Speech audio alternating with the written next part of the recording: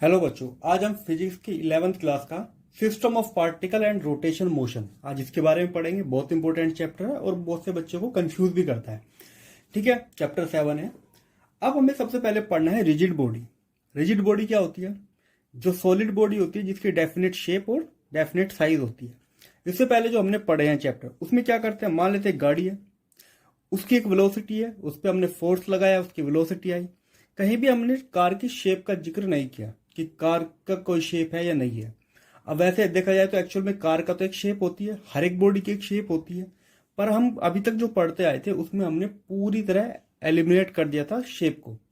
पर क्योंकि हर एक जो बॉडी है वो सिस्टम ऑफ पार्टिकल होती है, बहुत सारे अनंत पार्टिकल से मिलकर बनी होती है, तो अब हम अगर उसको शेप को भी देखें तो कैसे हम बाकी कैलकुलेशन करेंगे ताकि न्यूटन लॉ हम वहां पे लगा सके।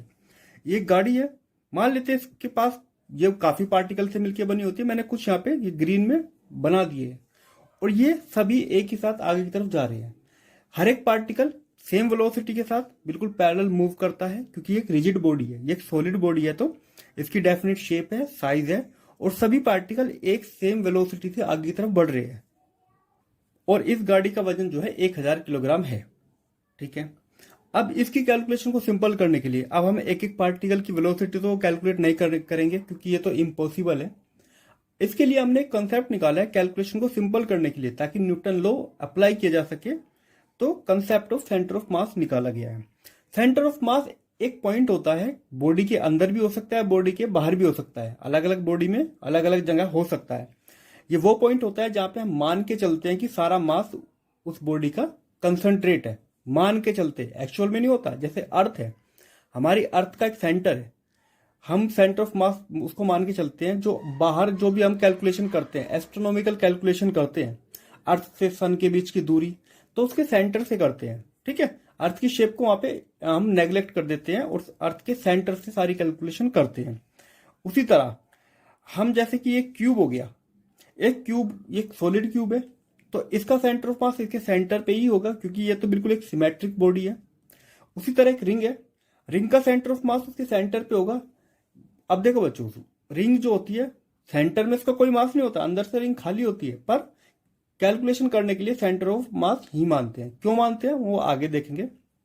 ये इस टाइप का सेक्शन है, इसका सेंटर ऑफ मास इस बॉडी से बाहर होता है। एक्चुअल में यहाँ पे कोई मास नहीं है, पर हम सेंटर ऑफ मास इसका यहां से मान के चलते हैं और सारी कैलकुलेशन इसी पॉइंट से करके चलेंगे। ये पॉइंट कहीं भी हो सकता है, वो डिपेंड करता है कि इस बॉडी के अंदर मास किस तरह है। अगर यूनिफॉर्म है, नॉन यूनिफॉर्म तरीके से एडजस्ट है, वो हम कैलकुलेशन में करते हैं कि मास किस तरह एडजस्ट करता है। पर इससे पहले हम सीखेंगे दो बॉडी का सेंटर ऑफ मास निकालना। दो पार्टिकल है, उनका सेंटर ऑफ मास कैसे निकालते हैं। अब देखो बच्चों, दो हमारे पास पार्टिकल है, एक का मास m1, एक का मास m2। ये रखा हुआ है किसी कोऑर्डिनेट सिस्टम के x1 पे और ये x एक्सिस पे लाई करता है, तो y मैंने 0 ले लिया है सिंप्लिसिटी के लिए। बाद में बताऊंगा y को कैसे कैलकुलेट कर सकते हैं। हमें इन दोनों बॉडी का सेंटर निकालना है क्योंकि ये दोनों पार्टिकल अलग अलग है। अब इनका जो सेंटर होगा वो हो सकता है इसी के अंदर हो। ठीक है, वो मान लेते हैं कि इनका सेंटर ऑफ मास यहां लाई करता है। ठीक है, ये पॉइंट मान लेते हैं यहां से x डिस्टेंस पे है। ठीक है, सारी कैलकुलेशन इसके अकॉर्डिंग हो रही है। ये पॉइंट x1 पे है, ये x2 पे है, तो ये मान लेते हैं x पे है। हम मान के चलते हैं कि ये जो दोनों का टोटल मास है वो यहाँ पे लाई कर रहा है। टोटल मास कितना हो गया, m1 प्लस m2। ठीक है, इन दोनों का कंप्लीट मास यहाँ पे अगर रखा हो तो किस डिस्टेंस पे रखे कि सेम इंपैक्ट हमको मिले, सारी चीजें सेम हो जाए। ठीक है, कैलकुलेशन जो है वो दोनों तरफ सेम हो जाए। तो सेंटर ऑफ मास कैसे कैलकुलेट करते हैं, तो मास मल्टीप्लाई डिस्टेंस, तो m1 plus m2 multiply x, इसके इक्वल होना चाहिए m1 x1 plus m2 x2, ये मास और इसका कोऑर्डिनेट। अब ये टोटल मास जाएगा इसके डिवाइड में, तो m1 x1 m2 x2 divide by m1 plus m2। ठीक है, तो ये हो गया सेंटर ऑफ मास का फॉर्मूला। तो ये सेंटर ऑफ मास का कोऑर्डिनेट हो गया। सेंटर ऑफ मास कहां पे लाई करेगा, इस पॉइंट से। ऐसे कैलकुलेट उसको करेंगे। एक क्वेश्चन करते हैं, समझ में आ जाएगा। देखो बच्चों, दो मास रखे हैं, 1 किलोग्राम का है, ये 2 किलोग्राम का है। ये इससे रखा है 1 यूनिट डिस्टेंस पे और यहां से लेके यहां तक की है 4 मीटर कह सकते हो, ठीक है, इसको 1 मीटर। अब हमें इन दोनों बॉडी का सेंटर ऑफ मास निकालना है। तो वो सेंटर ऑफ मास मान लेते हैं कि यहाँ पे लाई करता है, ठीक है, और ये यहाँ से कितना है x, हमको नहीं पता कि ये डिस्टेंस कितना है, यही हमको कैलकुलेट करनी है। टोटल मास कितना है, मान लेते हैं कि 3 किलोग्राम, यहाँ पे 3 किलो मास, इसका जो टोटल मास है 1 और 2, 3 किलोग्राम। कितना दूर रखे कि सेम इंपैक्ट हमको मिले, सब चीजें सेम हो जाए, न्यूटन्स लॉ लगाया जा सके। तो हम क्या करेंगे, इस फॉर्मूले का यूज करेंगे। तो x क्या आ जाएगा, m1, और किस डिस्टेंस पे रखा है 1 पे, तो 1 × 1, प्लस 2 किस पे रखा है 4 मीटर पे, तो 2 × 4। टोटल मास कितना है 1 + 2, 1 + 2, तो x कोऑर्डिनेट आ जाएगा 1 + 8 डिवाइड बाय 3। तो 9 को 3 से डिवाइड करोगे तो 3, तो ये डिस्टेंस कितना हो जाएगी 3 मीटर। तो इसका सेंटर ऑफ मास कहाँ पे लाई करेगा 3 मीटर, ठीक है, ऐसे इसको करना है। उसी तरह अगर वाई कोऑर्डिनेट निकालने हो, ये तो चलो ठीक है एक्स एक्सिस पे थे मासेस, अगर वाई एक्सिस पे हो तो बस सिंपली क्या करना है, m1 y1 m2 y2 divide by m1 + m2। और अगर बॉडी का जेड कोऑर्डिनेट भी निकालना है, अगर बॉडी 3 डायमेंशनल में है, तो m1 z1 m2 z2 m1 + m2, ठीक है, ऐसे करके हम कैलकुलेशन कर सकते हैं। पर नॉर्मली देखा जाए तो सिर्फ 2 मैक्सिमम कोऑर्डिनेट देंगे, x और y, ठीक है, तो उसी को हमको सोल्व करना है। अब बढ़ते हैं आगे। अगर इसी चीज को वेक्टर की फॉर्म में लिखना हो, देखो बच्चों, अब वेक्टर कोऑर्डिनेट में निकालते हैं, कैसे वेक्टर में हम इसको कैलकुलेट करते हैं। m1 जो है इस कोऑर्डिनेट सिस्टम में r1 इसका वेक्टर है, पोजीशन वेक्टर, और m2 का r2।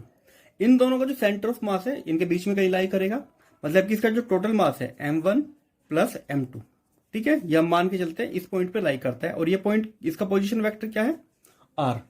तो हम क्या करेंगे, मास की मल्टीप्लाई करनी है डिस्टेंस से, तो m1 + m2, इसका इन दोनों का कंबाइंड पोजीशन वेक्टर ये m1 r1 + m2 r2, ये टोटल मास जाएगा इसके उसमें, तो ये हो जाएगा m1 r1 m2 r2 divide by m1 + m2, मतलब कि टोटल मास। तो पोजीशन वेक्टर क्या हो गया r का, ये कैलकुलेट किया जा सकता है आराम से। एक क्वेश्चन करते हैं फिर देखते हैं। देखो दोस्तों, अब मान लेते हैं कि m1 जो मास है वो 1 किलोग्राम है, जो 2 किलोग्राम है, इसका पोजीशन वेक्टर 2i + 3j इसका, और r2 हमने दे रखा है 3i + j। अब हमें बताना है कि इसका सेंटर ऑफ मास क्या होगा, मतलब सेंटर ऑफ मास का पोजीशन वेक्टर क्या होगा।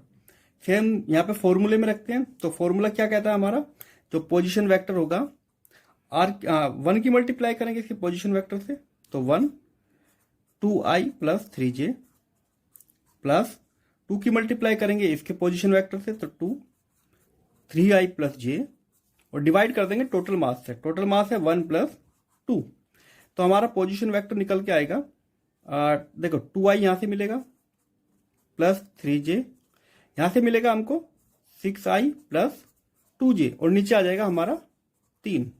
तो r का आ जाएगा हमारे पास 2 और 6 हो जाएंगे 8, 3 और 2 हो जाएंगे 5 डिवाइड बाय 3। तो इसको हम ये भी लिख सकते हैं कि 8i डिवाइड बाय 3 प्लस के 5j डिवाइड बाय 3। तो ये कोऑर्डिनेट हो जाएंगे हमारे इस पोजीशन वेक्टर के, ठीक है। अगर सिस्टम के अंदर n पार्टिकल हो, क्योंकि n पार्टिकल से सिस्टम बना होता है, तो उसको कैसे कैलकुलेट करेंगे। तो अगर if system has n particle, तो उसको कैसे कैलकुलेट करेंगे। जैसे r का हमारे पास फॉर्मूला ये था, तो सीधा सीधा r को लिखेंगे, क्योंकि हमको सबको सम करना है, तो हम यहाँ पे सिग्मा लगाते हैं, सिग्मा i = 1 से n तक, तो mi ri, ठीक है, और डिवाइड बाय इसके टोटल मास से, ठीक है, समीशन ऑफ टोटल मास, ठीक है, i = 1 to n, total mass को ऐड कर देंगे, और यहाँ पे इन दोनों के सम को सबको ऐड कर देंगे, जितने भी होंगे n नंबर ऑफ पार्टिकल सबको ऐड कर सकते हैं, ठीक है। वैसे मास को ऐड करोगे तो टोटल मास निकल के आ जाता है। तो अगर हम इसको दूसरी फॉर्म में लिखें, तो x कोऑर्डिनेट कैसे निकाल सकते हैं, 1 by total mass sigma i = 1 to n mi xi, ठीक है, अगर x को निकालना है। उसी तरह अगर y को निकालना है, total mass sigma i = 1 to n mi yi, ठीक है, अगर y कोऑर्डिनेट को निकालना है और पार्टिकल n है हमारे पास, ठीक है। तो अलग अलग करके निकाल सकते हैं। उसी तरह जेड को भी निकाल सकते हैं। ठीक है, अब बात करते हैं कि अगर बॉडी, क्योंकि हर एक बॉडी कंटिन्यूअस होती है, पार्टिकल अलग अलग तो नहीं होते। जैसे कि इस पेन को ही मानो, इसके अंदर जो पार्टिकल्स है सब कंटिन्यूअस है, तो उस केस में हम क्या करते हैं, देखो बच्चों, अगर पार्टिकल एन जो है काफी सारे हैं तो कैसे कैलकुलेट करते हैं। अगर बॉडी यूनिफॉर्म कंटिन्यूअस है, जैसे उसका एक्स कोऑर्डिनेट निकालेंगे, सिंपल टोटल मास होता है। अब इंटीग्रेशन का साइन लग जाता है, सिग्मा की जगह में इंटीग्रेशन यूज करते हैं और एक्स डी एम। ठीक है, स्मॉल मास और उसका कोऑर्डिनेट, फिर इसको पूरी बॉडी के लिए इंटीग्रेट करते हैं। कैसे, हम अभी देखेंगे। अगर वाई निकालना है तो वही total mass integrate y d m. Z निकालना है तो total mass integrate z d m. ठीक है, या वेक्टर की फॉर्म में अगर लिखोगे तो आर कोऑर्डिनेट हो जाएंगे total mass r d m. ठीक है, समझो। तो अब हम एक रिजिड बॉडी का सेंटर ऑफ मास निकालते हैं। एक रोड ले लेते हैं सबसे पहले बच्चों, अब निकालते हैं। एक रोड हमारे पास है, ये रिजिड बॉडी है, इसका सेंटर ऑफ मास कहाँ लाई करेगा। ये जो रोड है वो एक तो पतली रोड है, थिन रोड, और यूनिफॉर्म इसका मास डिस्ट्रीब्यूट होता है। तो ऐसा करने के लिए हम सबसे पहले क्या करेंगे, हमने एक स्मॉल सेक्शन लिया है डी एक्स डिस्टेंस पे। अच्छा देखो, ये जो रोड है इसका मास m है इस पूरी लेंथ पे, तो इसकी मास डेंसिटी कैसे निकाल सकते हो, मास अपॉन टोटल लेंथ, और स्मॉल सेक्शन का जो होगा वो कितना होगा, dx। ठीक है, अगर हम इस स्मॉल सेक्शन का मास निकाले जिसको कहते हैं हम dm, ठीक है, पूरा mass divide by full length, और इसका निकालना है तो हमको dx। अब हम इसको फॉर्मूले में रख देते हैं, हमको x कोऑर्डिनेट ही यहाँ पे निकालना है क्योंकि ये रोड जो है काफी थिन है। तो x कोऑर्डिनेट निकालने के लिए पहले तो इसका टोटल मास डिवाइड किया, इंटीग्रेट, x की वैल्यू क्या है, x की वैल्यू हमको नहीं पता तो x रखेंगे, dm कितना है, m divide by l dx, और हमको इंटीग्रेट कहां से करना है, 0 से लेके l तक। ठीक है, m और l दोनों बाहर आ जाएंगे, तो m, एक m पहले से ही है, l बाहर आ गया, x dx। ठीक है, इसको इंटीग्रेट करना है, ये तो कट 1/l। अब x का इंटीग्रेट करेंगे तो एक पावर बढ़ जाएगी, तो x स्क्वायर हो जाएगा divide by 2, limit 0 to l रखनी है, तो x आ जाएगा 1/l, l square divide by 2। अब 0 रखेंगे तो यहाँ पे 0, इसको सोल्व करेंगे तो आ जाएगा l/2। मतलब कि जो x कोऑर्डिनेट होगा वो बिल्कुल बीच में होगा, क्योंकि ये यूनिफॉर्म है तो बिल्कुल बीच में इसका सेंटर ऑफ मास लाई करेगा। तो ऐसे करके हम सोल्व कर सकते हैं। अगर ये मान लेते 10 मीटर लंबी रोड है तो इसका सेंटर ऑफ मास 5 मीटर पे, यहां से 5 मीटर पे होगा। ठीक है, अब देखो बच्चों, ये मान लेते रिंग है, रिंग का सेंटर ऑफ मास कहाँ होता है, उसी के सेंटर पे। तो जैसे कि मान लेते इसकी रेडियस जो भी है, ठीक है, तो उसका सेंटर ऑफ मास दोनों कोऑर्डिनेट में r और r पे लाई करेगा क्योंकि यूनिफॉर्म बॉडी है। उसी तरह एक डिस्क है। अच्छा देखो, सेंटर ऑफ मास का कोऑर्डिनेशन से कोई लेना देना नहीं है। ठीक है, कोऑर्डिनेशन से ज्यादा फर्क नहीं पड़ता, चाहे तो कोऑर्डिनेट बॉडी के अकॉर्डिंग लो या बॉडी से थोड़ा दूर लो, एक ही बात है। कैसे, मैं अभी बताता हूँ। मान लेते कि एक डिस्क है और मैंने कोऑर्डिनेट अब की बार इसको सेंटर पे माना है। ठीक है, तो उसका सेंटर ऑफ मास कहाँ पे लाई करेगा, क्योंकि ये एक्सिस जो है यहाँ पे एक्स एक्सिस क्या होता है 0, और ये कितना ऊपर है, r ऊपर है तो r। ठीक, सेंटर ऑफ मास यहाँ पे लाई करेगा।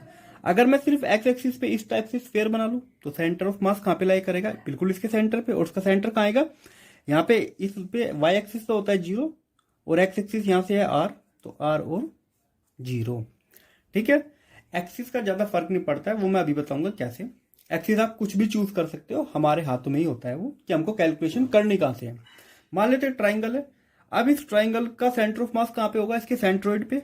ठीक है, हम क्या करते हैं कि मीडियन ड्रॉ करते हैं। इस पॉइंट से मीडियन अगर मैं ड्रॉ करूं, फिर मैं ड्रॉ करूं इस पॉइंट से, और फिर इस पॉइंट से अगर मीडियन को ड्रॉ करूं, जहां पे भी ये तीनों मीडियन, ये क्या है, तीनों मीडियन, ये जहां पे भी कट करती है यही पॉइंट होता है इसका सेंट्रोइड। ठीक है, और यहाँ पे इसका सेंटर ऑफ मास लाई करता है। ठीक है, अब बात करते हैं, एक हमारे पास है कोन, ये हो गई इसकी टोटल हाइट और ये हो गई इसकी रेडियस।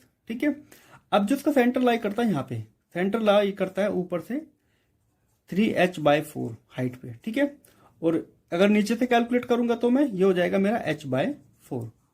ठीक है, तो नीचे से h/4 और ऊपर से 3h/4, और टोटल हाइट जो होती है इसकी एच होती है, तो ये इसका सेंटर हो गया। ठीक है, अब बात करते हैं कि पोजीशन की, कि हम अगर कैलकुलेशन अगर अलग अलग पॉइंट से करें तो क्या सेंटर ऑफ मास अलग आता है? तो नहीं। देखो बच्चों, मैंने शुरू में एक चीज बताई थी, जैसे ये वाला क्वेश्चन मैंने किया था, ये मैंने मास लिया था इस ओरिजिन से 1 मीटर की डिस्टेंस पे और दूसरा था 4 मीटर की। इन दोनों के बीच में जो डिस्टेंस थी वो थी 3 मीटर। अब मैं एक काम करता हूँ, ये एक्सिस यहाँ पे शिफ्ट कर देता हूँ इसी के ऊपर, इसी से कैलकुलेशन करता हूँ, तो क्या फर्क पड़ेगा? एक्स मेरा 3 मीटर आया था, तो क्या इससे फर्क पड़ेगा? अभी देखते, मतलब 3 मीटर यहां से आया था, तो मतलब इस मास से कितना दूर आया था? 2 मीटर। ठीक है, तो ये जो डिस्टेंस है इन दोनों के बीच की, ये 2 मीटर है, मतलब सेंटर ऑफ मास इससे 2 मीटर की डिस्टेंस पे आया था। तो मैं कैलकुलेशन अब करके देखता हूँ क्या पोजीशन में फर्क पड़ता है, ये जो सेंटर ऑफ मास इससे डिस्टेंस है क्या ही चेंज होती है। अब मैंने वही सिस्टम यहाँ पे बना लिया है। ठीक है, इन दोनों के बीच में कितना गैप है? 3 मीटर का, इसको मैंने ओरिजिन पे ही रखा है। अब हम यहाँ पे कैलकुलेशन करते हैं सेंटर ऑफ मास निकालने के लिए। कहीं पे सेंटर ऑफ मास मान लेते हैं, यहाँ पे लाई करेगा। टोटल मास कितना हो जाएगा इसका? 3 kg, और ये एक्सिस हमको निकालनी है, एक्स है। तो हम क्या करेंगे, इसके कोऑर्डिनेट कितने हैं? 0 0, और इसके कोऑर्डिनेट कितने हैं? 3 और 0। वाई को तो हमको लेना ही नहीं, तो एक्स कोऑर्डिनेट निकालेंगे। 1 मल्टीप्लाई इसका कोऑर्डिनेट है 0 प्लस 2 मल्टीप्लाई इसका कोऑर्डिनेट कितना है? 3 डिवाइड बाय टोटल मास, तो 1 प्लस 2, तो x आ जाएगा मेरा, ये तो 0 हो गया, ये 6 हो गया, 6 डिवाइड बाय 3 मतलब कि 2 मीटर। तो अब की बार x यहां से कितना आ गया? 2 मीटर, मतलब इससे अब भी ये 2 मीटर ही आ रहा है। पहले हमने जैसे कैलकुलेट किया था, क्योंकि ये एक्सिस जो है ये मास 1 किलोग्राम 1 मीटर आगे था, तो इसलिए इसका जो सेंटर ऑफ मास है 3 किलोग्राम यहाँ पे आया था 3 मीटर पे। अब आगे अगर एक्सिस को मैं यहाँ पे शिफ्ट कर दूं तो फिर भी गैप कितना आ रहा है दोनों के बीच में? 2 मीटर का। ठीक है, तो यहाँ पे कितना गैप आ रहा है? अब भी 2 मीटर का। तो एक्सिस कहां से चूज करते हो इससे फर्क नहीं पड़ता है, और ज्यादातर क्वेश्चन में ऐसे करते हैं, हम एक मास से ही कैलकुलेशन कर लेते हैं बाकी की। ठीक है, ये तो हो गई 2 बॉडी का। अगर बॉडी के पास 3 बॉडी हो तो सेंटर ऑफ मास कैसे कैलकुलेट करते हैं? ट्राइंगल बना लेते हैं। देखो दोस्तों, एक इक्विलेटरल ट्राइंगल है जिसके तीनों वर्टिस पे 2-2 किलोग्राम रखा हुआ है मास। इसकी कोऑर्डिनेट है 0 0, मतलब कैलकुलेशन हम यहां से ही कर रहे हैं। इसका 2 0 और इसका कोऑर्डिनेट है 1 1। अब हमें बताना है कि इन तीनों सिस्टम का, मतलब इस सिस्टम पार्टिकल का सेंटर ऑफ मास कहां लाई करेगा? कहीं बीच में लाई करेगा। ठीक है, अब उसके कोऑर्डिनेट क्या होंगे? ये एक्स और वाई हमको कैलकुलेट करने हैं। ठीक है, हम कैलकुलेशन कर रहे हैं सारी यहां से। ठीक, तो अब हम कैलकुलेट करते हैं। पहले तो हमको एक्स निकालना है। एक्स क्या होता है? m1 x1 m2 x2 plus m3 x3 divide by m1 plus m2 plus m3। चलो एक्स कोऑर्डिनेट हो गए, 2 की मल्टीप्लाई करेंगे, इसका एक्स कोऑर्डिनेट कितना है? 0, इसको मान लेते हैं 2, तो 2 multiply 2 plus 2 multiply 1। Total mass कितना है हमारे पास? 2 और 2 4 और 2 6। ठीक है, तो एक्स कोऑर्डिनेट आ गए 4 और 2 6, तो 6 डिवाइड बाय 6 मतलब कि 1 मीटर मान लो। तो एक्स कोऑर्डिनेट आ गया 1 मीटर। उसी तरह वाई कोऑर्डिनेट निकालते हैं, वही m1 y1 m2 y2 plus m3 y3 divide by total mass m1 plus m2 plus m3।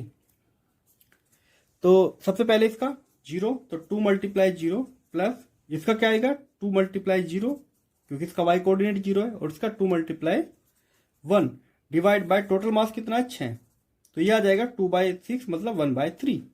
तो ये जो कोऑर्डिनेट है, अगर एक्स एक्सिस की बात मानूं तो इस एक्सिस से कितना दूर है ये? 1 मीटर, और कितना ऊपर है ये इस एक्सिस से? 1/3 मीटर। तो इस बॉडी का सेंटर ऑफ मास इस सिस्टम का यहाँ पे लाई करता है। ठीक है, टोटल मास जो है इस बॉडी का मान के चलते हैं कि 6 किलोग्राम यहाँ पे है, तो सारी कैलकुलेशन हम इसी के अकॉर्डिंग करेंगे। तो ऐसे देखो दोस्तों, अब पढ़ते हैं motion of centre of mass. Centre of मास की मोशन कैसे कैलकुलेट करते हैं। एक हमारे पास बॉडी है, इसमें ये अलग अलग पार्टिकल से बनी हुई है, सिस्टम ऑफ पार्टिकल से। मैंने अभी यहाँ पे 4 ही मास लिए, वैसे तो इसके पास n नंबर ऑफ मास होते हैं, स्मॉल पार्टिकल्स जो है उनके मास है। ये सब अपनी अपनी वेलोसिटी से आगे की तरफ जा रहे हैं। अब हम क्या करते हैं, इसका जो सेंटर ऑफ मास होगा, मान लेते हैं इसका सेंटर ऑफ मास यहाँ पे लाई करता है। ठीक है, यहां से आता है कि इसका कोऑर्डिनेट हो जाएगा कैपिटल R, और इसकी वेलोसिटी मैं मान लेता हूं v। अब मुझे ये v ही कैलकुलेट करनी है। अभी हमने फॉर्मूला पढ़ा था सेंटर ऑफ मास का, क्या होता है? टोटल मास और इसका कोऑर्डिनेट, वो इक्वल टू होता है किसके? m1 R1 M2 R2 dash dash dash Mn Rn। ठीक है, अब देखो यहाँ पे पोजीशन बदल रही है, पोजीशन वेक्टर जो है बदल रहा है टाइम के साथ, तो उसको डिफरेंशिएट कर देंगे हम। तो यहाँ पे आ जाएगा m dr dt, ये हो जाएगा m1 dr1 dt plus m2 dr2 divide by dt dash dash mn drn divide by dt। तो ये क्या हो जाएगा, ये तो वेलोसिटी होता है, पोजीशन वेक्टर का चेंज होना वेलोसिटी होता है, तो m ये हो जाएगा v, m1 v1 m2 v2, तो ये हो जाएगा प्लस में mn vn। तो सारे पार्टिकल की इंडिविजुअल वेलोसिटी, उसका मास, उसकी वेलोसिटी ऐड करते चले जाएंगे तो हमको centre of mass, total mass जो है वो और उसकी टोटल वेलोसिटी निकल जाएगी। अच्छा, इसी क्वांटिटी को क्या कहते हैं हम, लीनियर मोमेंटम।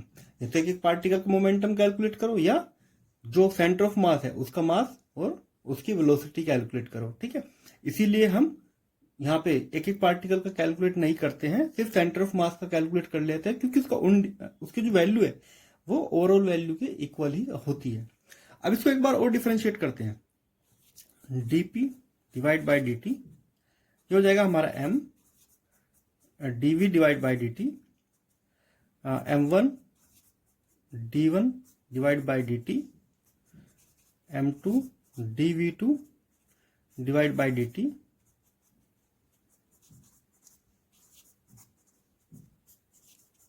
अब देखो इसकी वैल्यू क्या होती है, ये एक्सेलरेशन होता है। ठीक है, मैं थोड़ा इधर कर देता हूं, तो यह आ जाएगा हमारा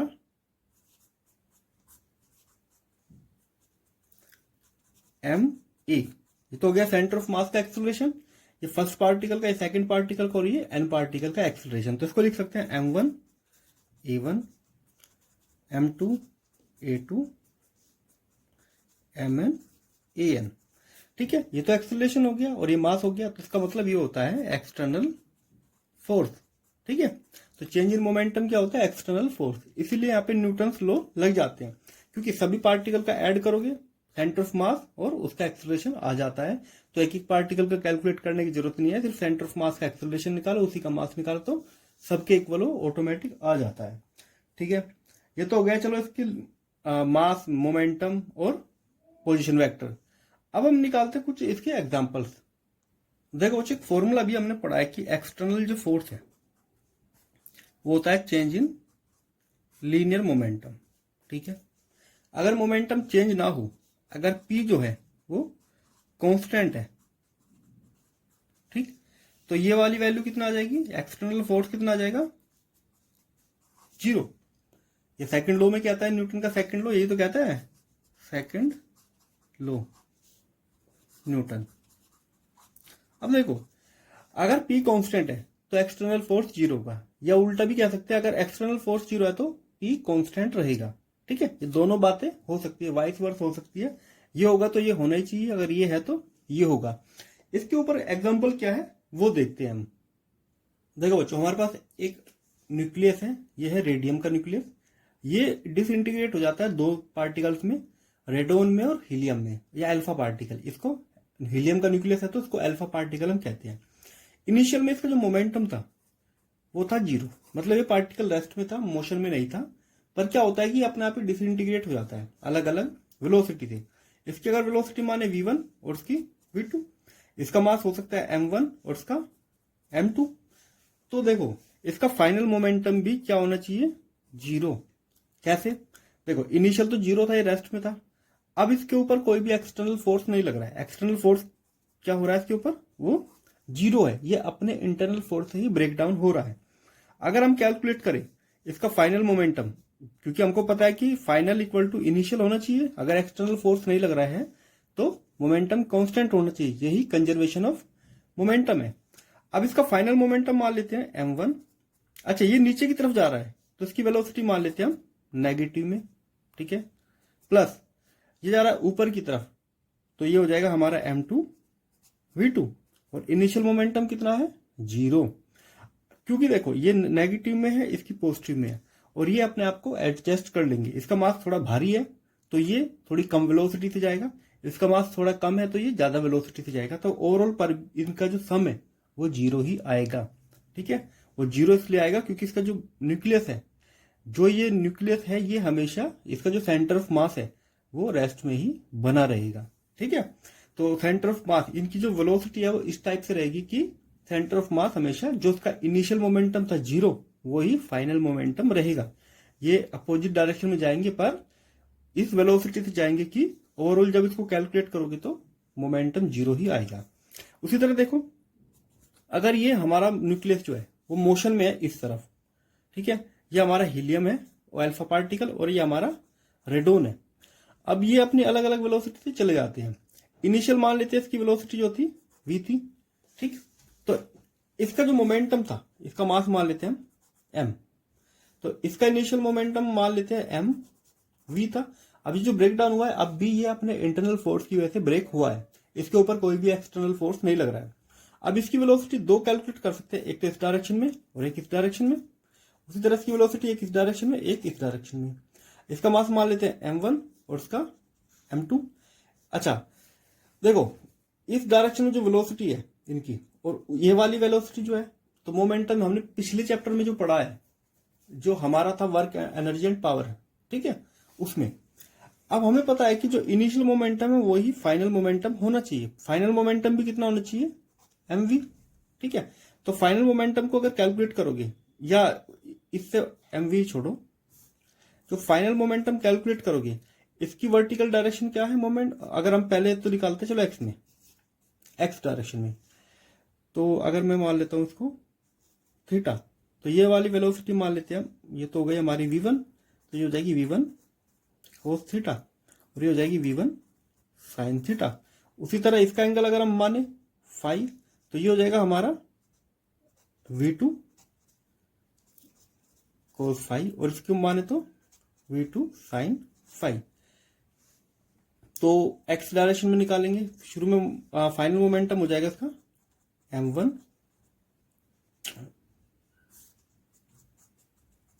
m1 v1 cos theta plus m2 v2 cos phi, और इनिशियल और फाइनल दोनों इक्वल होने चाहिए, तो इनिशियल और फाइनल दोनों इक्वल होंगे, तो mv equal to m1 v1 cos theta m2 v2 cos phi.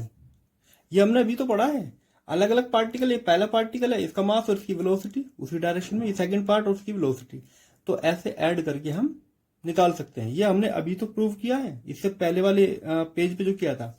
उसी तरह हम अगर y डायरेक्शन में निकालें, y डायरेक्शन में जो इनिशियल मोमेंटम है वो 0 है, और फाइनल मोमेंटम क्या आएगा, इसकी जा रही है ऊपर की तरफ, तो m1 v1 sine theta minus ये जा रहा है नीचे की तरफ m2 v2 साइन फाई। ये कुछ इस तरह से जाएंगे कि इनका ओवरऑल सम फिर भी 0 ही आएगा। अगर हम यहाँ पे वैल्यू दी होगी तो ओवरऑल जो हम इनको सोल्व करेंगे तो 0 ही आएगा।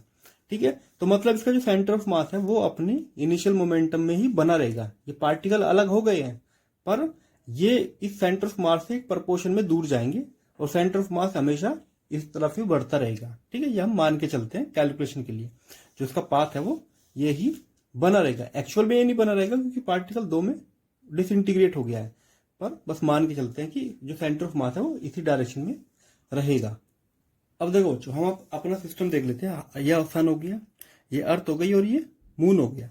मून और अर्थ का सेंटर ऑफ मास मान लेते हैं ये है। वैसे ये अर्थ के ऊपर ही होता है, पर मैंने इसको अभी अलग दिखाया है क्योंकि अर्थ का साइज बड़ा है, इसीलिए जो अर्थ और मून का जो सेंटर ऑफ मास होता है वो अर्थ के ऊपर ही आता है। अब ये सेंटर ऑफ मास इसके चारों तरफ घूमता है, क्योंकि यहाँ पे कोई भी एक्सटर्नल फोर्स नहीं लग रहा है, इनका इंटरनल फोर्स लग रहा है ग्रेविटी। उसी की वजह से अर्थ जो है सन के चारों तरफ घूमती है हमेशा। ठीक है, तो इन दोनों का जो कैलकुलेट, ये अपनी वेलोसिटी से घूमते हैं सेंटर ऑफ मास के, और ये सेंटर ऑफ मास से अपनी वेलोसिटी से घूमते हैं। पर जो इनका हम ऐड करेंगे तो सेंटर ऑफ मास की जो वेलोसिटी आएगी वो इसके चारों तरफ घूमने के इक्वल ही आएगी। ठीक है, तो इनका सबका कैलकुलेट करो, या सिर्फ सेंटर ऑफ मास यहाँ पे लाई करता है और उसकी वेलोसिटी सन के चारों तरफ क्या होती है उसी के इक्विवेलेंट वो आएगी। ठीक है, एक और होता है, जैसे कि मान लेते हैं हमने एक ऑब्जेक्ट को थ्रो किया, ठीक, और ये ऑब्जेक्ट जो है बीच में यहाँ पे आके वो फूट गया, एक्सप्लोजन हो गया, और ये दो अलग अलग पार्टिकल में चला गया है। एक पार्टिकल ऐसे जाता है और दूसरा पार्टिकल मान लेते हैं इस तरफ चला गया, ये था इसका सेंटर ऑफ मास। तो सेंटर ऑफ मास की जो ट्रेजेक्ट्री है ये क्या हो जाएगी, ट्रेजेक्ट्री ऑफ सेंटर ऑफ मास, ठीक है, ये बनी रहेगी। जिसका जो मोमेंटम इसी फ्लो में बना हुआ था तो यही बना रहेगा। पार्टिकल अलग अलग में ब्रेक डाउन हो गया है, पर इनको अलग अलग कैलकुलेट करोगे तो यही हमको मिलेगा, क्योंकि इस पे कोई भी एक्सटर्नल फोर्स नहीं लग रहा है। जैसे किसी के ऊपर बॉम्ब हमने फेंक दिया, ठीक, और वो बीच में जाके फट गया, तो ऐसा करने से क्या होगा, इसके अलग अलग पार्टिकल में डिवाइड हो जाएगा, एक दो में हो सकता है, ज्यादा में भी हो सकता है। तो अगर सभी पार्टिकल का मास और उनकी वेलोसिटी हम कैलकुलेट करो तो ये इनिशियल के बराबर ही आती है, ठीक है। तो इनिशियल जो मोमेंटम था वही हर एक पार्टिकल को जब कैलकुलेट करोगे, सबको ऐड करोगे तो वही फाइनल मोमेंटम बनेगा। और ऐसा करने से क्या होगा, इसका जो सेंटर ऑफ मास है वो इसी ट्रेजेक्ट्री को फॉलो करेगा, ठीक है। पार्टिकल तो अलग अलग जाके गिरेंगे, पर जो सेंटर ऑफ मास की ट्रेजेक्ट्री है वो यही हमेशा बनी रहेगी, ठीक है। तो ये थे कुछ एग्जाम्पल सेंटर ऑफ मास के मोशन के। अब आते हैं हम थोड़ा वेक्टर के बारे में पढ़ते हैं, उसके बाद फिर एंगुलर के टर्म में जाएंगे। देखो बच्चों, वेक्टर में पढ़ते हैं वेक्टर प्रोडक्ट या क्रॉस प्रोडक्ट, ये वैसे हम पहले भी पढ़ चुके हैं, एक बार रिवाइज कर लेते हैं। वेक्टर का मतलब होता है मल्टीप्लाई करना, दो वेक्टर को मल्टीप्लाई करना, एक वेक्टर ए है और बी है, और हम ए मल्टीप्लाई बी करेंगे, ठीक। अब हम क्या जा रहे हैं, एंटी क्लॉकवाइज। तो जो वेक्टर तीसरा वेक्टर हमको मिलेगा वो भी हमको वेक्टर ही मिलेगा, और वो जाएगा upper to plane, outside the plane. कैसे, अगर किसी चीज को हम एंटी क्लॉकवाइज डायरेक्शन में घुमाते हैं, किसी स्क्रू को हो गया, किसी बोतल के कैप को हो गया, अगर एंटी क्लॉकवाइज इसको रोटेशन देते हैं तो वो हमेशा ऊपर की तरफ मोशन करता है, ठीक है। तो इसको calculate right hand screw rule से भी कर सकते हो। आप क्या करोगे, अपना राइट हैंड लोगे और जो हमारी फिंगर्स है ये बताएगी रोटेशन कि हम कैसे जा रहे हैं। अगर हम एंटी क्लॉकवाइज जा रहे हैं तो हमारा जो थंब है वो बताएगा तीसरे वेक्टर की डायरेक्शन, ठीक है, जो सी हो गया। तो हम क्या लिखेंगे, सी वेक्टर को ए क्रॉस बी, ए से हम बी तक जा रहे हैं, तो डायरेक्शन क्या होगा इस वेक्टर सी की, प्लेन से ऊपर की तरफ। उसी तरह अगर हम क्या करेंगे, इसको बी से ए तक जा रहे हैं, क्लॉकवाइज डायरेक्शन में जा रहे हैं, तो बी क्रॉस ए कर रहे हैं। तो क्योंकि क्लॉकवाइज डायरेक्शन में जब कोई चीज घूमती है तो जैसे स्क्रू को क्लॉकवाइज में करते हैं तो वो अंदर की तरफ जाता है, नीचे की तरफ जाता है, डाउनवर्ड द प्लेन, ठीक है। तो उसकी डायरेक्शन आ गई नीचे की तरफ। अब दूसरी बात आती है, देखो इसको कैसे लिखते हैं, ए क्रॉस बी। इसको लिखा जा सकता है A magnitude of A magnitude of B sine theta, ठीक है, ऐसे इसको लिखा जा सकता है। अगर आई क्रॉस आई करोगे तो जीरो आएगा, जे क्रॉस जे भी जीरो आता है, और के क्रॉस के भी जीरो आता है। क्यों, के और के के बीच में कितना एंगल होता है, 0 डिग्री का, और साइन यहाँ पे जीरो रखोगे तो जीरो ही मिलेगा। अब एक सर्कल बनाओ इस टाइप से, यहाँ पे लिखते हैं हम आई, यहाँ पे लिखते हैं जे, और यहाँ पे लिखते हैं के। अगर आई की क्रॉस मल्टीप्लाई करोगे जे के साथ तो मिलेगा हमको क्या, के। वहीं अगर जे की मल्टीप्लाई करोगे के के साथ, जे क्रॉस के, तो मिलेगा हमको आई, ठीक है। और वहीं के की मल्टीप्लाई करोगे आई के साथ, के मल्टीप्लाई आई, तो मिलेगा हमको जे, ठीक है। अगर इनको इनवर्स इनका चेंज कर देते हो, पोजीशन चेंज कर देते हो तो माइनस का आ जाएगा। जैसे यहाँ पे जे क्रॉस आई करोगे तो मिलेगा माइनस के, मतलब कि जे क्रॉस आई, हम उल्टा जा रहे हैं तो हमको क्या मिला, उल्टी डायरेक्शन में के। उसी तरह हम करेंगे के क्रॉस जे तो मिलेगा हमको माइनस के आई। वहीं यहाँ पे करेंगे आई क्रॉस जे और आई क्रॉस के, तो ये मिलेगा माइनस के जे, ठीक है। ऐसे इनकी वैल्यू हम कैलकुलेट कर लेते हैं। देखो दोस्तों, वेक्टर की कुछ प्रॉपर्टीज होती है। ए क्रॉस बी करोगे तो हमको मिलेगा माइनस बी क्रॉस ए, मतलब ए क्रॉस बी इक्वल टू होता है अपना माइनस बी क्रॉस ए की, मतलब एंटी कॉमोडेटिव प्रॉपर्टी इनकी होती है। जैसे हम डॉट प्रोडक्ट में करते थे, ए डॉट बी बराबर होता था बी डॉट ए, उसमें कोई फर्क नहीं होता था, डायरेक्शन कोई भी चेंज नहीं होती थी, क्योंकि डॉट करने से हमको एक स्केलर क्वांटिटी मिलती थी। पर क्योंकि यहाँ पे वेक्टर मिलता है, इसका वेक्टर जाएगा ऊपर की तरफ तो इसका वेक्टर जा रहा है नीचे की तरफ, तो डायरेक्शन चेंज हो गई, इसलिए हमने यहाँ पे नेगेटिव साइन लगाया। दूसरा होता है हमारी डिस्ट्रीब्यूटिव प्रॉपर्टी।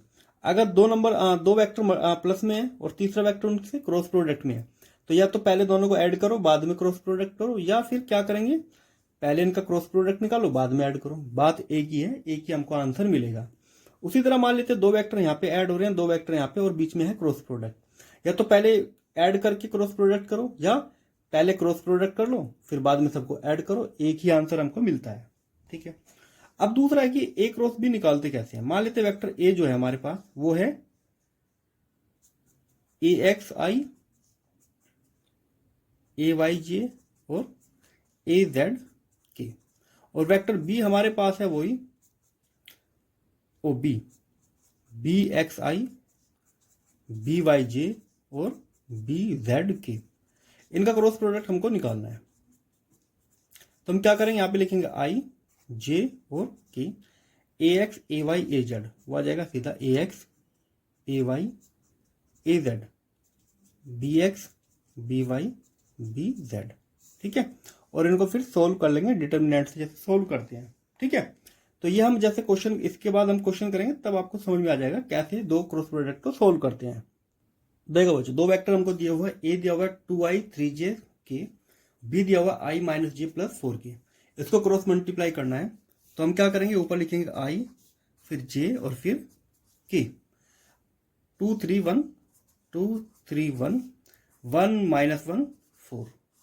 ठीक, अब इसको करते हैं, पहले i ले लेंगे बाहर, तो इस वाली लाइन को छोड़ देना है, 3 की मल्टीप्लाई करनी है 4 के साथ। अगर सिंपली मैं यहाँ पे बना लेता हूं 3 1 माइनस 1 4। ठीक है, ऐसे बना लो यहाँ पे लाइन।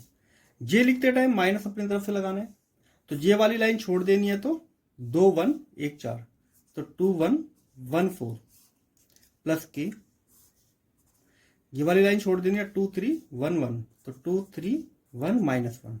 ठीक है, अब हमें क्या करना है, अब हमें बस इनकी क्रॉस मल्टीप्लाई करनी है, इसकी मल्टीप्लाई इसके साथ और इसकी इसके साथ। ठीक है, तो इसकी इसके साथ। अब क्या मिलेगा हमें, यहाँ पे 3 की 4 के साथ करेंगे तो 12, माइनस लगाना है, फिर इन दोनों की मल्टीप्लाई करेंगे तो माइनस के 1, तो ये हो जाएगा प्लस 1।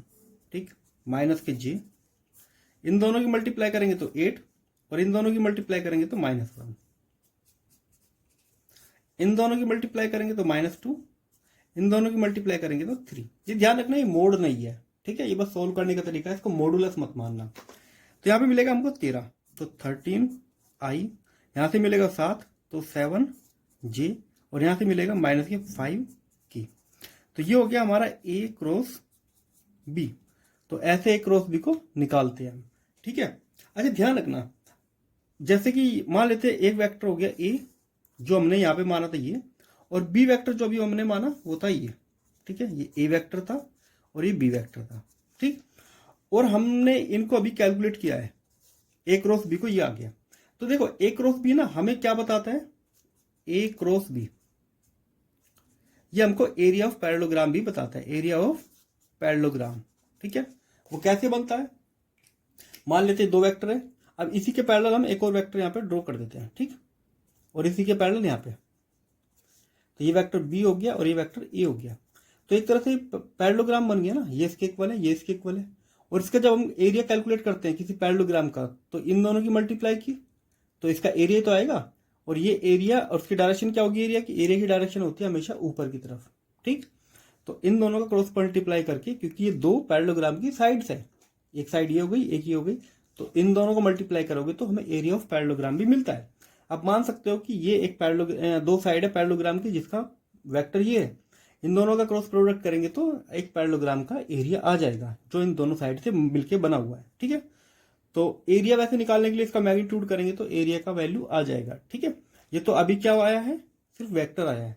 तो अगर हमें इसका मैग्नीट्यूड भी निकालना है, अगर हमको एरिया ही निकालना है, तो हम क्या करेंगे, इसका मैग्नीट्यूड निकाल लेंगे। तो ये हो जाएगा 13 square plus minus 7 square plus minus के 5 स्क्वायर। ये होता है 169, ये होता है 49 और ये होता है 25। अब इनको सबको ऐड करना है। ठीक है, इन सबको ऐड करके आया हमारा 243। तो ये एरिया हो जाएगा इस पैरेललोग्राम का। ठीक है, अब बढ़ते हैं अपने टॉपिक पे। देखो बच्चों, अब हमको एंगुलर वेलोसिटी पढ़नी है और इसका रिलेशन क्या होता है लीनियर वेलोसिटी के साथ, वो हमको देखना है। एंगुलर वेलोसिटी का मतलब पार्टिकल घूम रहा है। ये एक कोई भी स्ट्रक्चर है, कोई भी एक बड़ा सा मास है जो घूम रहा है, एंटी क्लॉकवाइज डायरेक्शन में पूरा घूम रहा है। अब हमें पता है कि जब कोई बॉडी एंटी क्लॉकवाइज डायरेक्शन में घूमती है तो उसका वेक्टर ऊपर की तरफ आता है। ये जो है ये एंटी क्लॉकवाइज घूम रहा है, तो इसका जो वेलोसिटी का वेक्टर है वो ऊपर की तरफ आएगा। अब यहाँ पे देखते हैं, हमने एक पार्टिकल ले लिया है पी पे, और ये भी एंटी क्लॉकवाइज डायरेक्शन में घूमेगा। ये इस एक्सिस से r डिस्टेंस पे है और एक घूम के यहाँ पे आ गया, p से p1 पे आ गया, इसकी लीनियर वेलोसिटी है v1। अब हम यहाँ पे देखते हैं एंगुलर वेलोसिटी क्या होती है। एंगुलर वेलोसिटी होती है change in angle divide by in time, ठीक है। स्मॉल टाइम में कितना एंगल वो चेंज कर रही है, इसी को कहते हैं हम एंगुलर वेलोसिटी। इसकी एसआई यूनिट जो होती है वो होती है इसकी रेडियन पर सेकंड, तो रेडियन पर सेकंड। और डायमेंशन अगर लिखोगे तो सिर्फ डायमेंशन आती है इसकी t-1, क्योंकि रेडियन की कोई वैसी यूनिट नहीं होती, ठीक है। रेडियन की कोई डायमेंशन नहीं होती।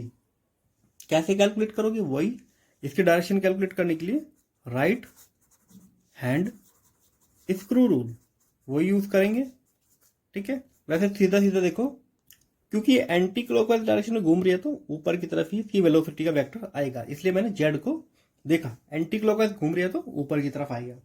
अब आते हैं हम ये जो सर्कल बना हुआ है इसको देखते हैं।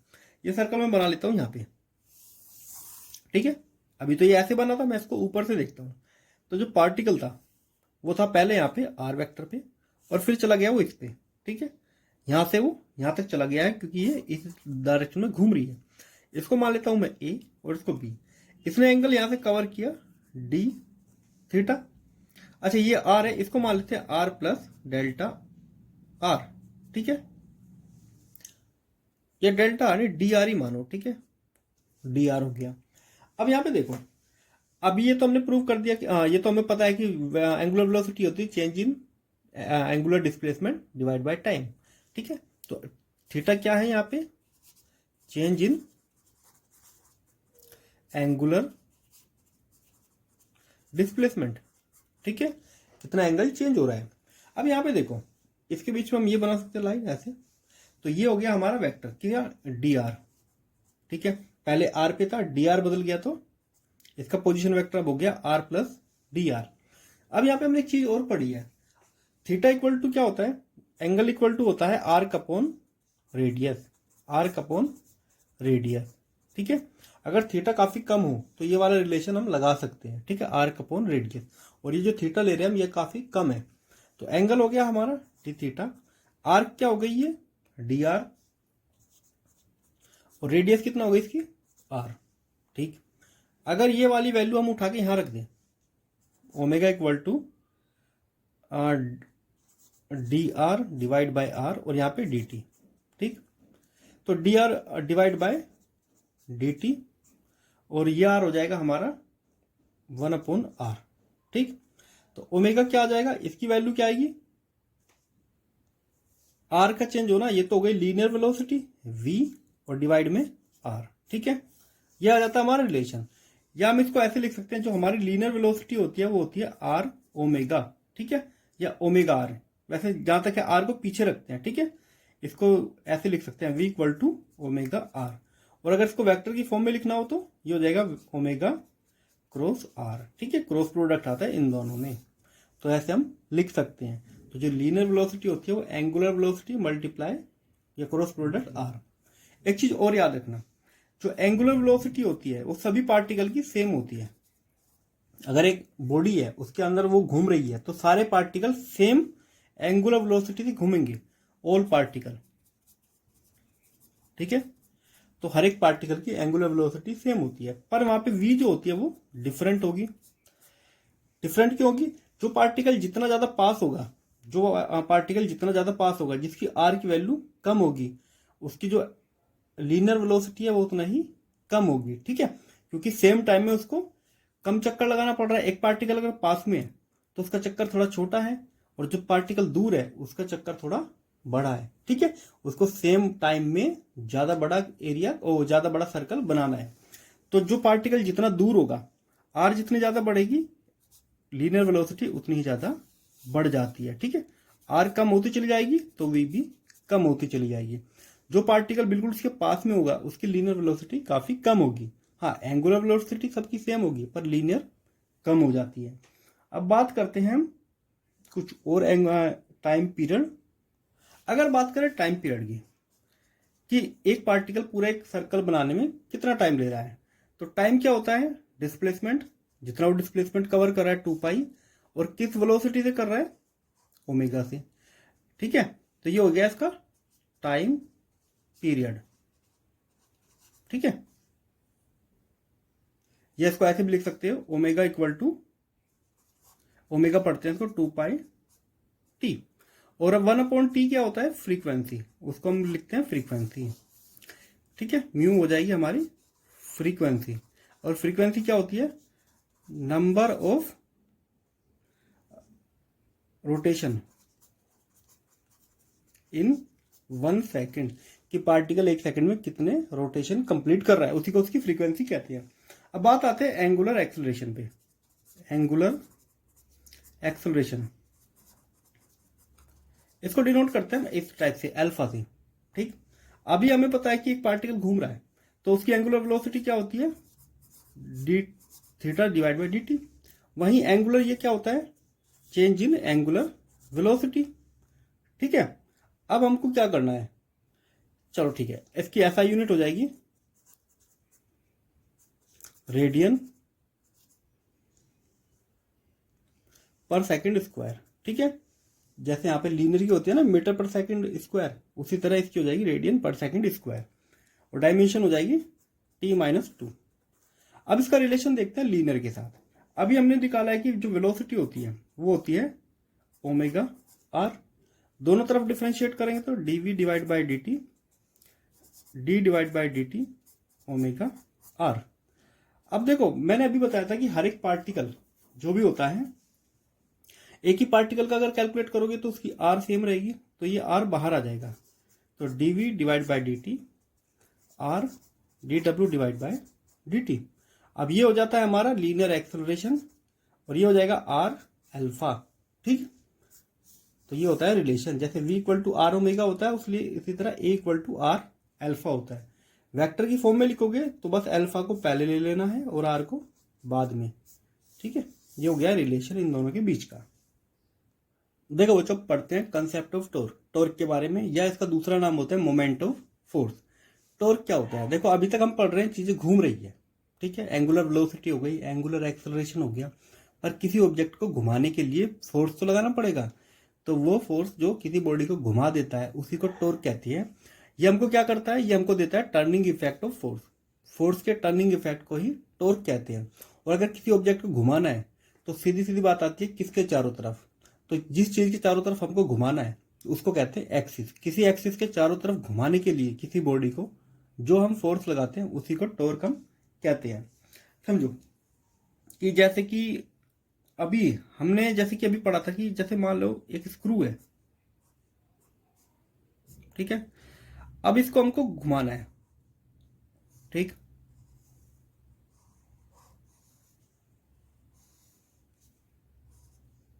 ठीक है, इस स्क्रू को हमको घुमाना है। अब हम इस पे फोर्स लगाते हैं। समझो, हमने एक फोर्स लगाया इस डायरेक्शन में। ठीक, ये हो गया हमारा फोर्स। अब ये घूमना शुरू कर देगा इस डायरेक्शन में। ठीक है, क्योंकि हमने इसको नीचे की तरफ फोर्स लगाया है। अब देखो, इसके दो कंपोनेंट बनाए जा सकते हैं इस फोर्स के, एक हो सकता है नीचे की तरफ और दूसरा हो सकता है इस डायरेक्शन में। ठीक है, अब मानो ये एंगल है थीटा, तो ये कंपोनेंट हो जाएगा एफ साइन थीटा और ये कंपोनेंट हो जाएगा एफ कोस थीटा। अब जरा बताओ कि ये जब घूमना शुरू करेगा, जो इसके ऊपर टॉर्क लगेगा वो किस फोर्स की वजह से लगेगा, तो इस फोर्स के इस कंपोनेंट की वजह से ये घूमेगा। ये कंपोनेंट तो इसी डायरेक्शन में जा रहा है, तो ये घुमाएगा कैसे। ठीक है, तो जो टॉर्क होता है, टॉर्क होता है हमारा, ये हो गई मान लेते हैं यहां से यहाँ तक के बीच की आर। ठीक है, ये फिक्स है, इसी को घुमाना है, तो ये एक्सिस से डिस्टेंस हो गई जहां तक हम फोर्स लगा रहे हैं। तो टॉर्क होता है हमारा आर एफ साइन थीटा। ठीक है, और उसको हम दूसरी अगर वेक्टर की फॉर्म में लिखे तो लिख सकते हैं आर क्रॉस एफ। ठीक है, अब देखो मान लेते हैं कि अगर थीटा हमारा 0 डिग्री है, मतलब कि फोर्स हम इसी डायरेक्शन में लगा रहे हैं, एक्सिस की डायरेक्शन में ही तो पहला केस क्या होता है कि हम फोर्स नीचे की तरफ नहीं फोर्स लगा रहे ऐसे, तो क्या घूम जाएगा, नहीं घूमेगा। तो टॉर्क कितना आएगा, आर एफ साइन 0, तो साइन 0 तो 0 होता है, टॉर्क आएगा 0। अगर हमारा जो फोर्स है पूरा पूरा इसी डायरेक्शन में है, थीटा मतलब 90 है, तो टॉर्क हो जाएगा हमारा आर एफ साइन 90, तो टॉर्क लगेगा यहाँ पे मैक्सिमम कितना, आर एफ। ठीक, तो ये होता है हमारा टॉर्क। इसका एक्सप्रेशन कैसे लाना है वो हम अभी देखते हैं। बस आपको ये ध्यान रखना है, जो फोर्स टॉर्क प्रोड्यूस करता है वो हमेशा परपेंडिकुलर होता है आर के। ठीक है, वो 90 डिग्री एंगल बनाता है हमेशा। ठीक है, तो ये जो है एफ साइन थीटा वो आर से परपेंडिकुलर डायरेक्शन में है, तो हमेशा परपेंडिकुलर डायरेक्शन वाला फोर्स ही टॉर्क को प्रोड्यूस करता है। ठीक है, अब हम इसका एक पोलर कोऑर्डिनेट में इसका एक एक्सप्रेशन देख लेते हैं। देखो बच्चों, पोलर कोऑर्डिनेट में देख लेते हैं टॉर्क का एक्सप्रेशन कैसा होता है। यहाँ पे एक पोजीशन वेक्टर है इस पॉइंट का पी का, जो आर इसका पोजीशन वेक्टर है, और यहाँ पे फोर्स लगा है। ठीक है, फोर्स जो है हॉरिजॉन्टल के साथ अल्फा एंगल बनाता है, और ये जो है, ये जो पोजीशन वेक्टर है ये हॉरिजॉन्टल के साथ थीटा एंगल बनाता है, और इन दोनों के बीच में जो line of action of force है और डिस्प्लेसमेंट वेक्टर के या इस वेक्टर के बीच में फाई एंगल है, तो ये फाई है तो ये भी फाई हो जाएगा। अब यहाँ पे पहले फोर्स को ब्रेक डाउन करते हैं। दो हॉरिजॉन्टल के साथ एक तो फोर्स लगेगा इस डायरेक्शन में। ठीक है, ये एंगल कितना है, अल्फा, तो यहाँ पे लगेगा एफ कोस अल्फा। ठीक, एक लगेगा वर्टिकल डायरेक्शन में, इसको कहेंगे एम एफ साइन अल्फा। ठीक है, दो फोर्स लग गए। अब ध्यान से देखो, ये जो है ये इसको घुमाएगा क्लॉकवाइज डायरेक्शन में। ठीक, और ये वाला फोर्स घुमाएगा इसको एंटी क्लॉकवाइज डायरेक्शन में। तो हमको नेट निकालना है कितना यहाँ पे टॉर्क लगेगा। अब देखो, पहले तो देखो एक्स की वैल्यू कितना आएगी, ये अगर मैं इसको भी यहाँ पे ब्रेक डाउन कर लूं, ठीक, ये हो जाता है एक्स, और एक्स क्या होता है, आर कोस थीटा, और ये हो जाएगा आर साइन थीटा, ये जो हाइट है। ठीक, अब देखो ये जो फोर्स लगा हुआ है हमारा हॉरिजॉन्टल डायरेक्शन में, और परपेंडिकुलर डिस्टेंस कितना है ये, तो क्लॉकवाइज डायरेक्शन में आएगा। ये जो है फोर्स, इसकी डायरेक्शन अगर हम देखें ये ऊपर की तरफ जा रहा है, और कितना डिस्टेंस इससे लेंगे हम, आर कोस थीटा। अब हम यहाँ पे टॉर्क लिख लेते हैं। टॉर्क की जो वैल्यू आएगी, पहले ले लेते हैं आर कोस अल्फा, और उसकी डिस्टेंस कितना है, आर साइन थीटा। ठीक है, अच्छा एक बात देखो बच्चों, मान लेते हैं कि एंटी क्लॉकवाइज डायरेक्शन में घूम रहा है, मतलब कि ये जो कंपोनेंट है इसका इंपैक्ट ज्यादा है, तो हम क्या करेंगे, इंपैक्ट ज्यादा है तो इसको पॉजिटिव रखेंगे, इसको नेगेटिव, मतलब क्लॉकवाइज डायरेक्शन में जो फोर्स लग रहा है वो कम लग रहा है, तो इसको नेगेटिव में रखेंगे। प्लस इधर फोर्स कितना लग रहा है, एफ साइन अल्फा, और उसकी परपेंडिकुलर डिस्टेंस कितना है, ये आर कोस थीटा। तो यहाँ पे जो कॉमन है वो चीजें ले लेते हैं, एफ और आर कॉमन है तो एफ आर ले लेंगे। पहले इसको लिख लेते हैं sine alpha cos theta, sine alpha cos theta minus cos alpha sine theta. तो कोई फॉर्मूला कहीं देखा देखा लगता है। ठीक है, ट्रिग्नोमेट्री में पढ़ा होगा, ये फॉर्मूला होता है साइन अल्फा माइनस थीटा। ठीक है, अब यहाँ पे ज्योमेट्री में आते हैं, क्योंकि अल्फा जो है बाहरी एंगल है, तो इन दोनों का सम होना चाहिए अल्फा के बराबर, तो अल्फा है यहाँ पे थीटा प्लस फाई, तो फाई की वैल्यू आ जाएगी अल्फा माइनस थीटा, यहाँ पे लिख सकते हैं। तो टॉर्क आ गया एफ आर साइन फाई। ठीक है, तो टॉर्क हो गया ये। अब दूसरी बात देखो, आर साइन फाई है क्या, वैसे आर साइन फाई होगा इस फोर्स के जो परपेंडिकुलर होगा। ठीक है, तो कहने का मतलब बस यही है, ये होता है ये। अगर मैं यहां पे देखूं इसमें साइन फाई, इस ट्रायंगल से देखो तो परपेंडिकुलर, परपेंडिकुलर क्या है, o n divide by hypotenuse, ये कितना है आर। तो अगर मैं ओ एन की वैल्यू निकालूं, ओ एन आ जाएगा मेरा आर साइन फाई।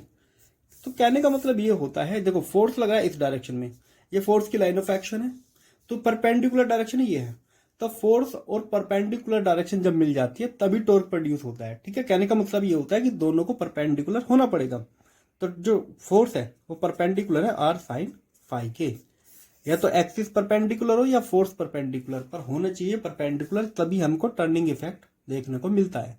ठीक है, तो ये था हमारा टॉर्क। आगे चलते हैं मोमेंटम की तरफ। तो अब देखते हैं पावर एसोसिएटेड विद टॉर्क। जब एक ऑब्जेक्ट घूमता है तो कितनी उसके अंदर पावर होती है वो कैलकुलेट कैसे करते हैं। मान लेते हैं एक ऑब्जेक्ट है और ये एक्सिस के अक्रॉस घूम रहा है, और घूमेगा कैसे, जब हम इस पर फोर्स लगाएंगे तभी घूमेगा, और फोर्स और ये आर मिलके बना देगी टॉर्क। टॉर्क ही टर्निंग इफेक्ट देता है।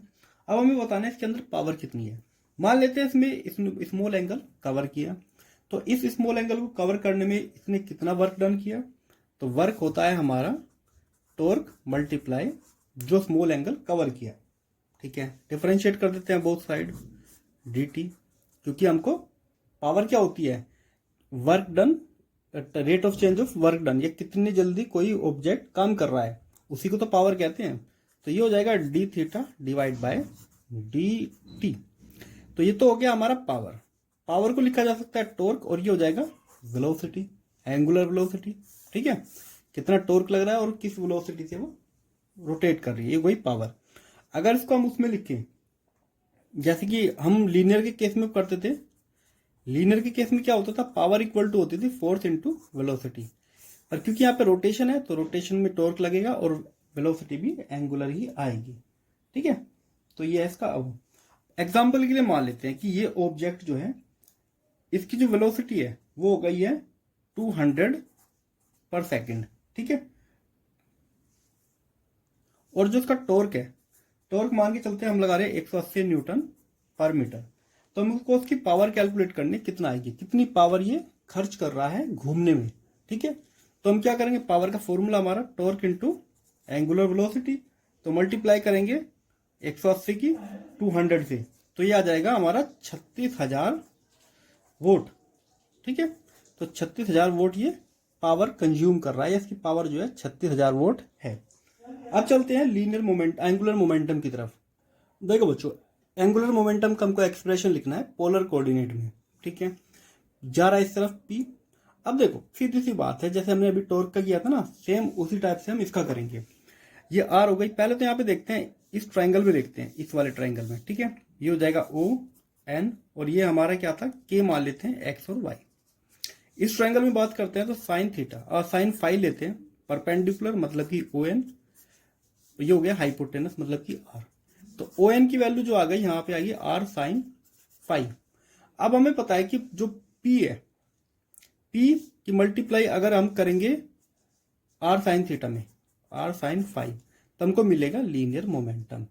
ठीक है, क्योंकि ये तो लाइन ऑफ एक्शन हो गया मोमेंटम का, और परपेंडिकुलर डिस्टेंस क्या है, ये R साइन फाई। तो इन दोनों को मल्टीप्लाई करोगे तो ये आएगा। ठीक है, पोलर कोऑर्डिनेट में L को ही कहते हैं हम एंगुलर मोमेंटम। ठीक है, इसको कैसे निकालते हैं वो हम अभी देखेंगे। देखो दोस्तों, इसको समझो पहले एक बार। एक यहाँ पे ऑब्जेक्ट है और इसको हम फोर्स लगा रहे हैं F। ठीक है, ये इसका पोजीशन वेक्टर R हो गया, तो हम इसको फोर्स लगा रहे हैं इस एंगल पे। ठीक, ये एंगल मान लेते हैं फाई है। अब देखो ये ऑब्जेक्ट लेफ्ट की तरफ जा रहा है, मतलब ये ऐसे घूम रहा है। ठीक, अच्छा देखो इस तरफ कितना फोर्स टॉर्क लगेगा इसमें, इस तरफ टॉर्क कौन लगा रहा है, ये। ठीक, देखो ये इस फोर्स की वजह से जाएगा एंटी क्लॉकवाइज, और इस फोर्स की वजह से जाएगा क्लॉकवाइज। इस पॉइंट को हमने फिक्स किया हुआ है। ठीक है, तो समझो ये जैसे हमने पेन एक फिक्स किया है, तो इधर फोर्स लगाएंगे तो ये जाएगा एंटी क्लॉकवाइज, और ये जो ऊपर की तरफ फोर्स जा रहा है, इसका कंपोनेंट ऊपर की तरफ है, उससे जाएगा ये एंटी क्लॉकवाइज। तो नेट जा रहा है ये एंटी क्लॉकवाइज डायरेक्शन में। तो मतलब कि इस टॉर्क में से, जो टॉर्क इस डायरेक्शन में लगा है, इसमें से हमको इसकी वजह से जो टॉर्क लग रहा है वो माइनस कर देना है। ठीक है, तो ये मान लेते हैं T1 और ये T2, तो T1 माइनस T2 हमको कर देना है। पहले T1 निकालेंगे, T1 कितना आएगा हमारा, ये हो गया हमारा फोर्स। अब इस एक्सिस से परपेंडिकुलर डिस्टेंस हमको उसकी देखनी है कि इसकी परपेंडिकुलर डिस्टेंस है कितनी। ये वाली यहां से लेके यहां तक कितना है x, और ऊपर कितना है y, क्योंकि ये पॉइंट XY है। अगर इसी को मैं ऊपर शिफ्ट कर दूं यहां तक, तो ये वाली डिस्टेंस भी x होगी, क्योंकि ये x है तो ये भी x होगी। तो ये परपेंडिकुलर डिस्टेंस है, तो देखो T1 क्या जाएगी, FY मल्टीप्लाई में x। उसी तरह T2 निकालेंगे, ये वाली डिस्टेंस, इसके परपेंडिकुलर में क्या है y, तो ये हो जाएगा FXY। तो हमको निकालना है नेट टॉर्क, तो नेट टॉर्क आ जाएगा, इसमें से इसको माइनस करना है, मतलब FXY माइनस YFX। ठीक है, ये हो गया नेट टॉर्क। अब देखो बच्चों, सेम चीज मोमेंटम के साथ है। हमने ये हो गया R, और इस पे लग रहा है एक मोमेंटम इस डायरेक्शन में, तो इसके दो कंपोनेंट करेंगे PX और PY। अब देखो ये जा रहा है एंटी क्लॉकवाइज डायरेक्शन में, मतलब पार्टिकल की जो वेलोसिटी है वो इधर की तरफ है।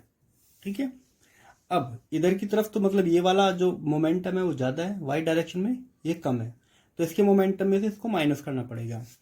अब देखो जैसे कि हम बात करते हैं लीनियर मोमेंटम की, क्योंकि घूम ही तो रहा है ये। जैसे यहाँ पे टॉर्क निकाला था, टॉर्क, और उसी तरह हमको निकालना पड़ेगा एंगुलर मोमेंटम। अब यहाँ पे जो पी वाई है इसका परपेंडिकुलर डिस्टेंस क्या है, जैसे यहाँ से यहाँ तक एक्स है तो यहाँ से यहाँ तक भी कितना होगा एक्स, क्योंकि इन दोनों के बीच में 90 डिग्री एंगल है। तो हम यहाँ क्या लिख सकते हैं एक्स पी वाई माइनस, क्योंकि इसकी वजह से जा रहा है क्लॉकवाइज डायरेक्शन में और ये कम है तो वाई पी एक्स, तो ये हो जाता है हमारा एंगुलर मोमेंटम। अब इन दोनों में क्या रिलेशन है ये हमको देखना पड़ेगा। एक काम करते हैं, इसको हम एक काम करते हैं डिफरेंशिएट करके देखते हैं। तो dl डिवाइड बाई dt, क्योंकि x और y तो चेंज नहीं हो रहे, सिर्फ मोमेंटम चेंज हो रहा है x और y, तो x dpy divide by dt minus y dpx divide by dt, तो dl डिवाइड बाई dt, ये वाली वैल्यू क्या आ जाएगी, चेंज इन मोमेंटम क्या होता है फोर्स, तो x fy ये हो जाएगा y fx, सेम यही तो आ गया। तो इसका मतलब ये हो गया टॉर्क। तो यहां से हमको क्या पता चला, जो टॉर्क होता है वो चेंज इन एंगुलर मोमेंटम होता है। कैसे, जैसे हमको पता है ना फोर्स क्या होता है, चेंज इन लीनियर मोमेंटम, ठीक है। तो यहाँ पे टॉर्क जो होता है change in linear momentum angular momentum होता है, काफी इंपॉर्टेंट है, इससे क्वेश्चन आएंगे आगे। देखो बच्चों अब देखते हैं एंगुलर मोमेंटम का ज्योमेट्रिकल मीनिंग क्या होता है। समझो, एक पार्टिकल यहाँ पे था, ठीक है, और वो हम इसको एंटी क्लॉकवाइज डायरेक्शन में घुमा रहे हैं टॉर्क लगा के, इधर आ गया वो, ठीक है। अब यहां तक आया तो इसने कुछ ये एरिया कवर किया है, ठीक। अब हम एक काम करते हैं, इसी के परपेंडिकुलर यहाँ पे सेम इसी के ये वेक्टर ड्रॉ कर लेते हैं, ठीक है, और इसी के परपेंडिकुलर यहाँ पे इसको मैच कर देते हैं, ठीक है। अब ये क्या बन गया, ये ध्यान दो, ये जो वेक्टर इसको मान लेते हैं के और इसको मान लेते हैं पी, ठीक है, इसको मान लेता हूं मैं एम। ये एक तरह का पैरेललोग्राम बन गया है, और पैरेललोग्राम का एरिया क्या होता है आर मल्टीप्लाई जी, ये वाला कितना है डिस्प्लेसमेंट डी आर। तो अगर एक पैरेललोग्राम की दो साइड दी है, अगर इनका क्रॉस प्रोडक्ट करेंगे तो हमको क्या मिलेगा, हमको मिलता है एरिया ऑफ पैरेललोग्राम। पर क्योंकि हमको इस पूरे इसका नहीं निकालना, हमें तो इस ट्रायंगल पार्ट का निकालना है, तो एरिया क्या आ जाएगा, चेंज इन एरिया यह आ जाएगा 1/2, मोड निकालना है तो मोड ले लो, R cross product D R, ठीक है। ये तो हो गया जो ट्रायंगल बना है इसका एरिया।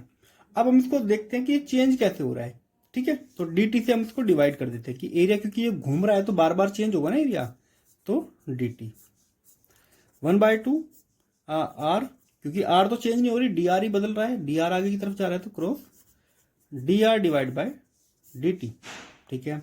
ये क्या होती है, तो वेलोसिटी होती है, linear velocity d t equal to 1/2, ये हो जाएगा हमारा वेलोसिटी। और v को क्या लिख सकते हैं, देखो वेलोसिटी को लिख सकते हैं momentum divide by mass. Momentum क्या होता है, मास इनटू वेलोसिटी, तो वेलोसिटी को ये भी लिखा जा सकता है r cross p divide by m, ठीक है।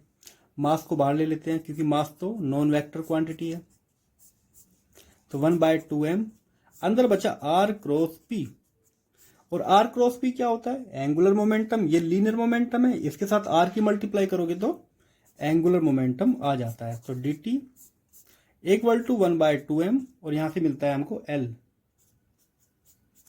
ठीक है। तो ये हो जाता है हमारा रिलेशन, या इसको ऐसे लिख सकते हैं, जो एंगुलर मोमेंटम होता है हमारा 2m dA dt, ठीक है। ये इसका ज्योमेट्रिकल मतलब है, मतलब ये चीज घूम रही है, मान लेते हैं इतना ये घूमेगी, तो जितना एरिया इसने कवर किया है वो इसका एंगुलर मोमेंटम होगा, ठीक है, समझे। जैसे कोई ऑब्जेक्ट मान लेते इस प्लेन में घूम रहा है, जैसे कि यहाँ पे ही ये ऐसे घूम रहा है, तो जितना इसने एरिया कवर किया वो इसका एंगुलर मोमेंटम होगा, ठीक है। बस मास के साथ उसको मल्टीप्लाई करना है। तो जैसे कि ये हम आगे ग्रेविटेशनल में मैं बताऊंगा इसका क्या यूज है, ठीक है, अर्थ के टाइम पीरियड पे। तो ये था हमारा ज्योमेट्रिकल मतलब एंगुलर मोमेंटम का। आज इस वीडियो को यहीं रोकते हैं, बाकी हम करेंगे अगली क्लास में, ठीक है। इसी चैप्टर का अभी एक और मेजर टॉपिक बचा हुआ है, मोमेंट ऑफ इनर्शिया, बहुत इंपॉर्टेंट है। आपको कोई भी डाउट हो तो आप कमेंट में हमसे पूछ सकते हैं। तो मिलते हैं अपनी अगली वीडियो में।